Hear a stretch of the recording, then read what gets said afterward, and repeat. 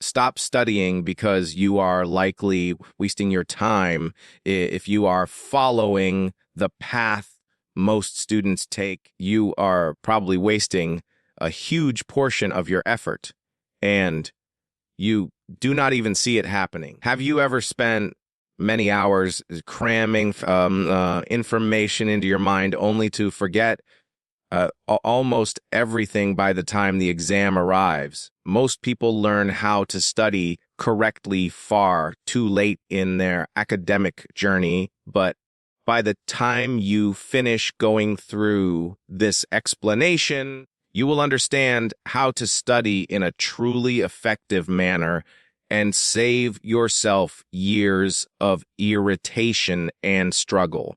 Imagine you are trying to fill up a bucket with water, but the bucket is full of holes. No matter how much water you pour inside, most of it leaks out, which is incredibly annoying, right? Well, that is precisely what most students are doing when they study. They spend countless hours trying to absorb knowledge, but their minds do not hold on to much of it. And the most frustrating part is they are completely unaware that it is occurring. Now, let us discuss the most significant errors that are rendering your study sessions almost completely ineffective. The first major mistake is relying on highlighting and rereading. Most students believe that highlighting sections of their textbooks and going over their notes again and again will help them remember the content.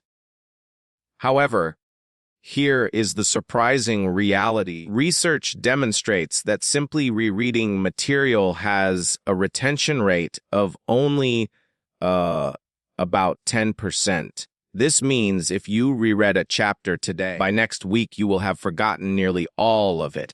It feels productive because your brain recognizes the words on the page. But that feeling of recognition is not the same as genuine understanding or true memorization.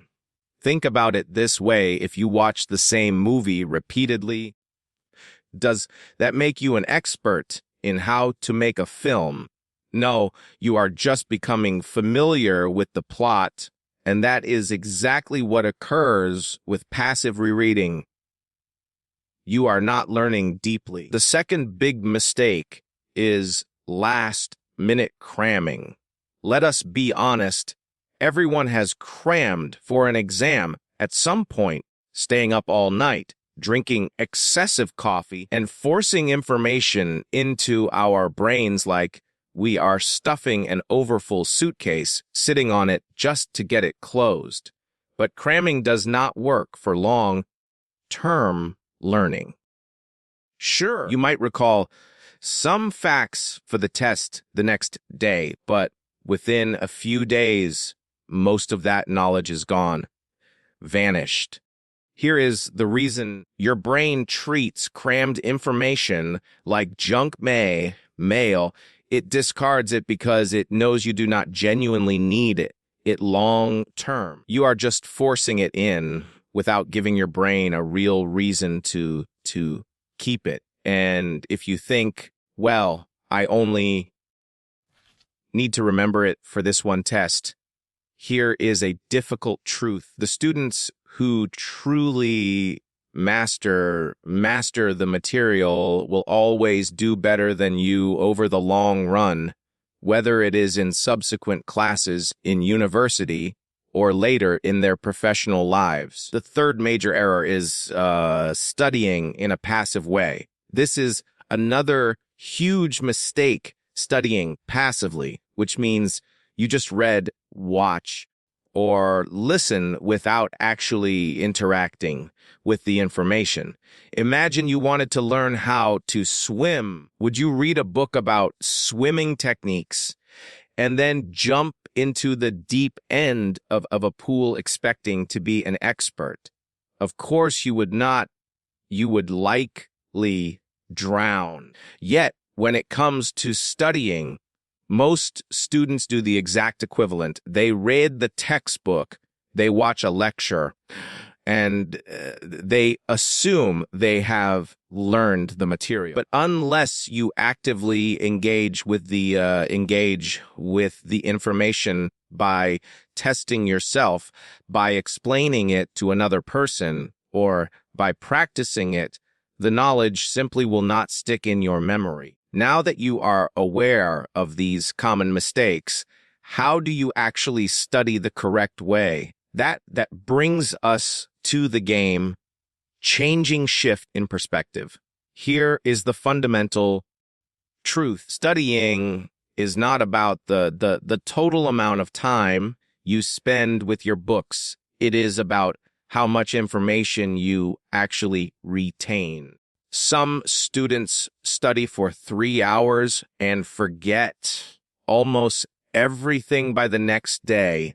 Other students study for just 1 hour and remember the majority of it for life. The difference lies in how they study. Most people treat studying like a mindless, repetitive task, but real, durable learning happens when your brain is actively challenged, when it struggles, when it has to make new connections, and when it has to retrieve information on its own. This is the core idea. Retention is far more important than consumption. Instead of just mindlessly consuming information, you need to focus on retaining it in a way that makes it stick permanently. Consider the learning pyramid. This one simple concept can change the way you study forever. At the very bottom of the pyramid, we have reading, which has a retention rate of only about 10%. This means if you just read your textbook, you are forgetting 90% of the content. Next, we have attending lectures. When you sit in a classroom and listen to a teacher talk, you retain approximately 20% of what you hear.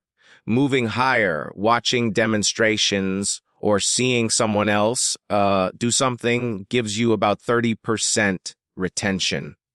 But here is where the pyramid becomes incredibly powerful. When you start to actively engage with the information, your retention rate soars. Practicing a concept or doing an activity related to it leads to about 75% retention. And teaching the concept to someone else leads to a massive 90% retention.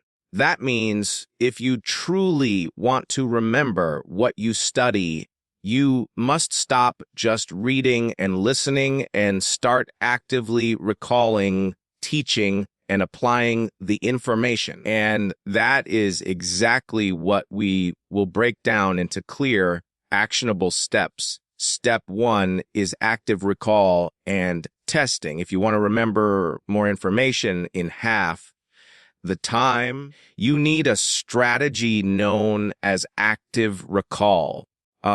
Active recall forces your brain to do the heavy lifting. Instead of passively taking in information, you actively pull it out from your memory, which is the very act that makes it stick. The best way to do this involves 2 science-backed techniques.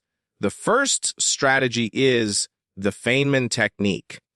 The principle is simple. If you cannot explain a concept in simple, plain terms, you do not really understand it.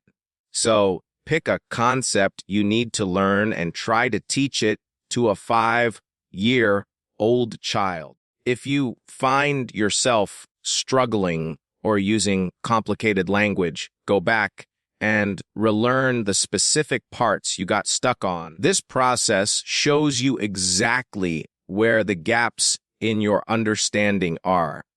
You then refine your explanation until it is crystal clear and simple. This method works so well because Teaching forces your brain to organize the information logically, making it far easier to recall later. The second strategy is using past papers and self-quizzing. Here is a proven fact. The top students do not necessarily study more hours. They test themselves more frequently. Instead of rereading their notes, they actively quiz themselves using tools like flashcards, past exam papers, or quizzes they create themselves. A real world case study demonstrated that students who quizzed themselves on the material before even starting to study scored 50% higher on their actual exams compared to students who just read their notes passively. Step 2 is spaced repetition and understanding the forgetting curve.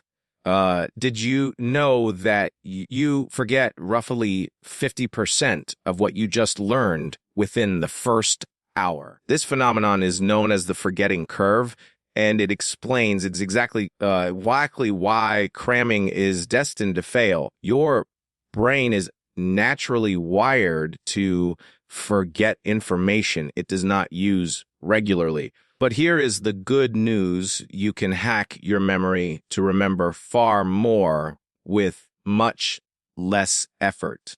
Instead of trying to memorize everything in one long, exhausting session, you spread your study out over time.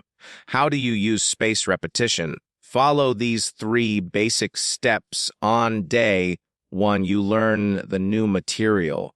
On day 3, you do a very quick review, which should take only about 10 minutes. Then, on day 7, you test yourself on that material without looking at your notes. This repeated retrieval over increasing intervals tells your brain that this information is important and needs to be kept. Step 3 is all about how to make studying a consistent daily habit. The real challenge for most people is not knowing what to study, but actually sticking to a study routine. Most individuals struggle because they procrastinate, they feel overwhelmed by the workload, and they eventually burn out. So let us fix that with 3 simple habit building hacks. The first hack is the 2-minute rule. This is a psychological trick designed to stop procrastination in its tracks. Instead of telling yourself, I have to study for a full hour, you tell yourself, I will just read 1 single page, or I will just do 1 flashcard. Once you begin this tiny task, your brain often shifts into a might as well keep going mode, making it much easier to continue studying for a longer period. The second hack is called habit stacking. This involves attaching your studying to a routine you already do automatically every day. For example, after you brush your teeth, you review 1 flashcard. After you eat breakfast, you do a 5-minute quiz. After you finish dinner, you summarize 1 key concept in your own words. By linking your new study habit to an existing solid habit, it becomes automatic and effortless, just like brushing your teeth. The third hack is avoiding burnout with the Pomodoro technique. If studying feels like an endless marathon, your brain will naturally resist it.